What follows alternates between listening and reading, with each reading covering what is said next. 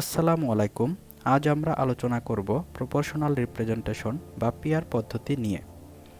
এর ইতিহাস, পদ্ধতি, বাংলাদেশের প্রেক্ষাপট এবং স্বতন্ত্র প্রার্থীদের অবস্থা কী হবে তা জানব এই ভিডিওতে। প্রথমেই জানব প্রপোর্শনাল রিপ্রেজেন্টেশন কী। পিআর হলো এমন একটি নির্বাচন পদ্ধতি যেখানে একটি রাজনৈতিক দল যত শতাংশ ভোট পাবে ততটা অনুপাতে সংসদে আসন পাবে। এতে ভোটারদের ভোট হারানো হয় না এবং ছোট দলগুলো প্রতিনিধিত্ব পায়। পিআর মোটেই একটি নতুন ধারণা নয়। 1870-এর দশকে ইউরোপে পিআর পদ্ধতির সূচনা। আজ পৃথিবীর 91টি দেশে প্রায় 54% দেশে পিআর পদ্ধতি ব্যবহার হচ্ছে। বাংলাদেশে এখনও ডাব্লিউটিএ বা উইনার টেকস অল ব্যবস্থায় বিদ্যমান, যা ব্রিটিশ ঔপনিবেশিক প্রভাবের ফল। এবার জানব বাংলাদেশে পিআর হলে কেমন হবে।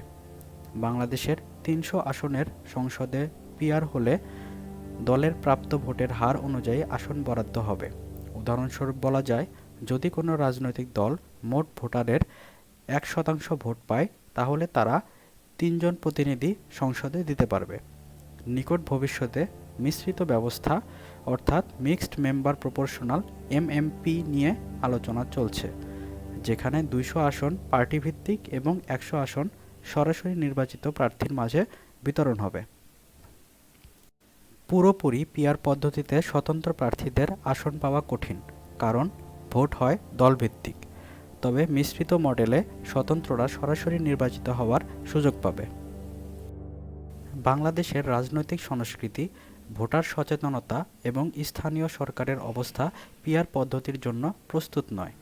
জনপ্রিয় দলগুলো প্রশাসনিক ও রাজনৈতিক কারণে পিআর সিস্টেমে অনিচ্ছা প্রকাশ করছে।